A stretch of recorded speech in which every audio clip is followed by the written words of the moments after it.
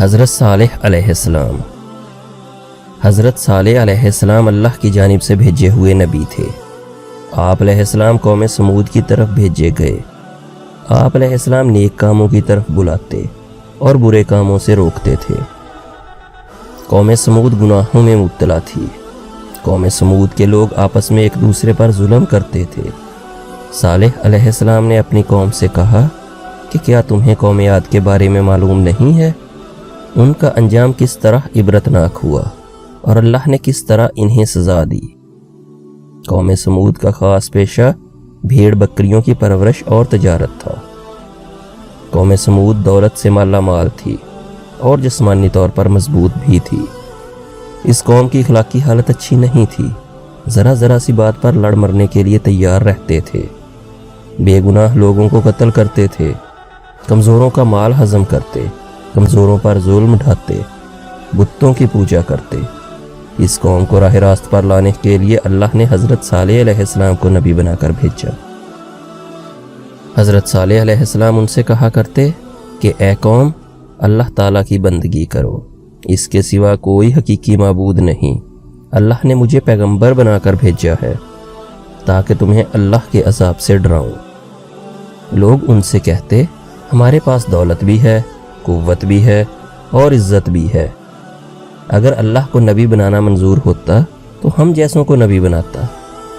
اگر اللہ ہم سے ناراض ہوتا تو ہمارے کھیتوں کو اجاڑ دیتا، ہمیں رہنے کے لیے عالی شان مکانات نہیں دیتا۔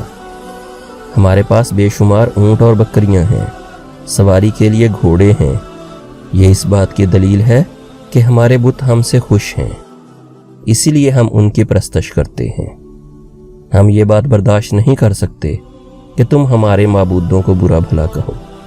ہمیں ان کی پرستش سے نہ روکو، ہم تو خوشحال ہیں، لیکن تمہاری بات ماننے والے مفلس اور غریب ہیں۔ تمہاری حالت بھی ایسی ہی ہے۔ اگر تم نبی ہو تو اس کی دلیل پیش کرو، کوئی معجزہ دکھاؤ، ہم دیکھنا چاہتے ہیں۔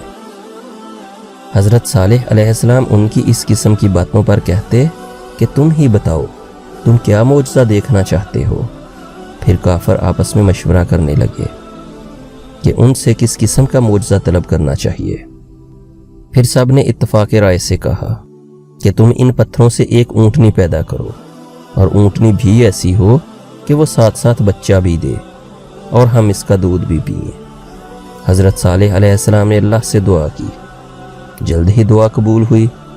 پتھروں کے اندر سے ایک اونٹنی نمودار ہوئی۔ اونٹنی بہت خوبصورت تھی۔ اونٹنی کے ظاہر ہونے کے بعد ہی اس جگہ گھاس اگ گئی اور ایک پانی کا چشمہ بھی جاری ہو گیا۔ اونٹنی نے گھاس کھائی، چشمہ سے پانی پیا، اسی ساتھ کے اندر بچہ بھی جنا، اونٹنی دودھ بھی دینے لگی۔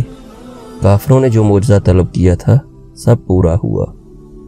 پھر حضرت صالح علیہ السلام نے اپنی قوم سے کہا کہ تم لوگ جو چاہتے تھے اللہ نے پورا کر دکھایا، کیا تم اب بھی ضد پر اڑے رہو گے؟ کافروں نے کہا کہ ہم ایمان نہیں لائیں گے اور نہ آپ علیہ السلام کی باتوں پر عمل کریں گے۔ کافر اونٹنی کو تنگ کرنے لگے۔ اونٹنی جب پیاس سے تڑپتی اور کنویں کے پاس جاتی تو اسے پانی نہیں پینے دیتے۔ بعد میں اونٹنی کو مارنے لگے۔ اس کا چلنا پھرنا دوبر کر دیا تھا۔ وہ اذیت کے مارے کراہتی رہتی، لیکن کافروں کو رحم نہیں آتا۔ حضرت صالح علیہ السلام ان سے کہتے کہ اونٹنی کو اذیت نہ پہنچاؤ، اسے چرنے دو، جہاں جانا چاہتی ہے جانے دو۔ وہ اگر پانی پینا چاہے تو اسے پیاسا نہ رکھو۔ ایک دن اونٹنی چشمے سے پانی پیے گی، دوسرے روز تم اور تمہارے جانور پئیں گے۔ اس کے روزانہ کے معمول میں کوئی فرق نہ آنے دو۔ تم اللہ سے ڈرو اور اسی کی عبادت کرو۔ تم جو کچھ کھاتے پیتے ہو وہ سب اللہ ہی کا دیا ہوا ہے۔ یہ سب کچھ اسی کا کرم ہے۔ تمہارے بت تمہارے کوئی کام نہیں آتے۔ قوم سمود باز نہ آئی اور نہ ہی حضرت صالح علیہ السلام کی باتوں پر عمل کیا۔ ایک روز اچانک حضرت صالح علیہ السلام کی اونٹنی کو قتل کر دیا۔ قتل کی خبر جب آپ علیہ السلام کو ملی تو آپ علیہ السلام صدمہ سے نڈھال ہو گئے۔ آپ علیہ السلام کی آنکھوں سے آنسو جاری ہو گئے۔ پھر آپ علیہ السلام نے اپنی قوم سے فرمایا، ان قریب تم پر اللہ کا عذاب آنے والا ہے، تم اس عذاب سے نہ بچ سکو گے۔ اس کے بعد ہی آسمان پر بادل گرجنے لگے، پھر بجلی چمکی۔ اس کڑک اور گرج کی آواز سے پوری قوم ہلاک ہو گئی، اور جو لوگ آپ علیہ السلام پر ایمان لائے تھے اللہ نے انہیں بچا لیا۔ جو لوگ اس تباہی سے بچ گئے وہ عرب کے مختلف علاقوں میں آباد ہو گئے۔ قوم سمود کی تباہی اور بربادی کے آثار حجاز اور شام کے درمیان سامان عبرت کے نشان چھوڑ گئے۔